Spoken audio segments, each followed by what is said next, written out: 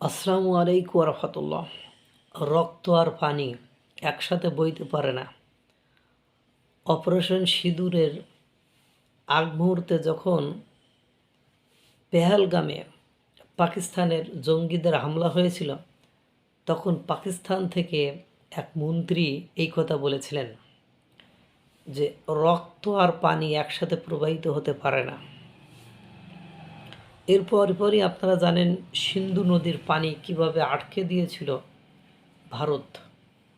আটকে দেওয়ার ফলে পাকিস্তান চরম লেভেলের বিপদে পড়েছিল।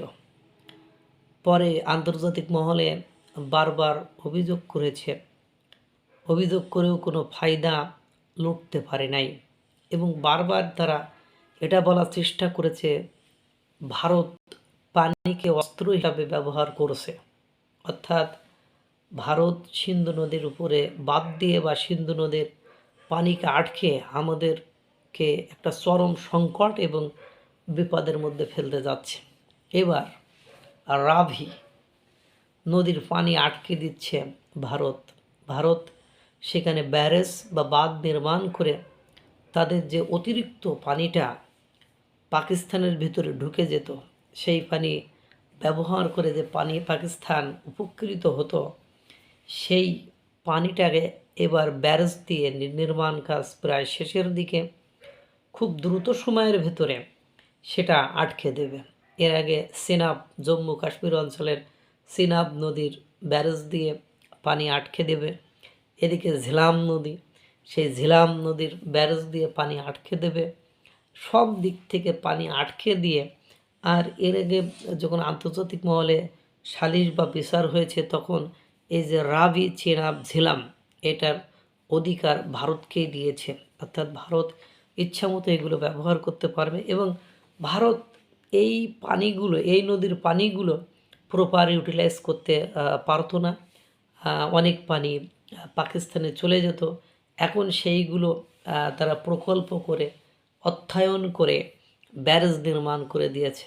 শত্রুতা করবা, তুমি নিজে শত্রু, তুমি তোমার আরও বিভিন্ন দেশ, যেমন পাকিস্তানের সাথে সম্পর্কিত বাংলাদেশ, তুরস্ক, আজারবাইজান, সৌদি আরব, এরা আপনার ভারতের সাথে শত্রুতা করে। নিজের শত্রুতা করো, আবার দল ভারী করো, তোমার অবস্থা তো আমি কায়েল করবই।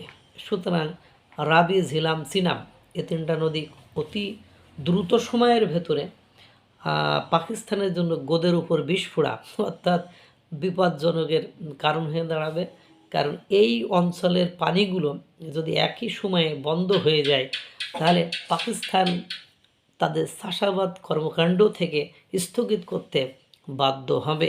পাশাপাশি আপনারা জানেন যে সিন্ধু নদীর পানি চুক্তির কী অবস্থা। বারবার বলা সত্ত্বেও, বারবার বিচার দেওয়া সত্ত্বেও তারা সিন্ধু নদের পানিকে ছাড়ে নাই, বরং আন্তর্জাতিক মহলে বিচার দিলেও তারা অস্বীকার করেছে যে এটা আমরা করি নাই, বা আমাদের নিজের চাহিদা না মিটিয়ে কেন আমরা অন্যকে পানি দিব।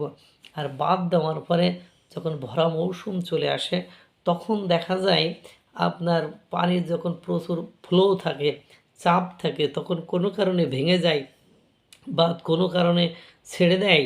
যখন তারা নিজেদের বা অনেক সময় বন্যায় কবলিত হয়, ছেড়ে দেয়, তখন যেমন বাংলাদেশের 5ই আগস্ট 2024 পরপরই যে বাঁধ ভেঙে পানি ঢুকে একাধিক জেলা, মানে কয়েক জেলা বন্যায় প্লাবিত হয়েছিল। সেই বন্যার টাকা নিয়ে কী কেলেঙ্কারি হয়েছিল সেটা জানেন। এরকম দেখা যায় গতবার আপনারা জানেন, সেই সিন্ধু নদীর বাঁধ বা ব্যারেজের উপরে বোম নিক্ষেপ করে সে বাঁধ বা ব্যারেজ ভেঙে দেয়। সেই ভেঙে দেওয়ার পরে লক্ষ লক্ষ মানুষ জলবদ্ধ হয়ে, মানে খাদ্য সংকটে ও চিকিৎসাহীনতায় পাকিস্তানকে ভুগতে হয়েছে। এইবার রাবি নদীর পানি আটকাচ্ছে ভারত, এদিকে ঝিলাম, এদিকে সিনাব, জম্মু কাশ্মীর অঞ্চলে। পাকিস্তান তুমি যাবে কোথায়? অর্থনৈতিক সংকট, পানির সংকট, পাকিস্তানের অন্য আরেকটি নাম হবে সংকটের দেশ আপনার পাকিস্তান। এদিকে অভ্যন্তরীণ যে কন্দল, বিভিন্ন বিদ্রোহী গোষ্ঠীগুলো একের পর এক পাকিস্তানকে নাজেহাল করে ফেলছে। এর মধ্যে ভারত রাবি নদীর পানি আটকে দিলে পাকিস্তান যাবে কোথায়? যাওয়ার কোনো উপায় নেই। শত্রুতা বন্ধ করো, নইলে আরও বাড়বে। আরও দেখবা তোমাকে এখন যেভাবে ঘিরে ফেলেছে, ওদিকে বালুচিস্তান, এদিকে টিটিপি, এদিকে ভারতের আর্মিরা তো স্ট্রং, পাশাপাশি পানি আটকে দিচ্ছে, এদিকে এদিকে সংযুক্ত আরব আমিরাত ঋণের টাকা ফেরত চাচ্ছে। লাগো, আরও লাগো পাকিস্তান, তুমি আরও লাগতে থাকো, আর পরবর্তীতে তোমাকে কাঁদতে হবে। আল্লাহ তাআলা সকলকে ভালো রাখুক, সুস্থ রাখুক। আসসালামু আলাইকুম ওয়া রাহমাতুল্লাহ।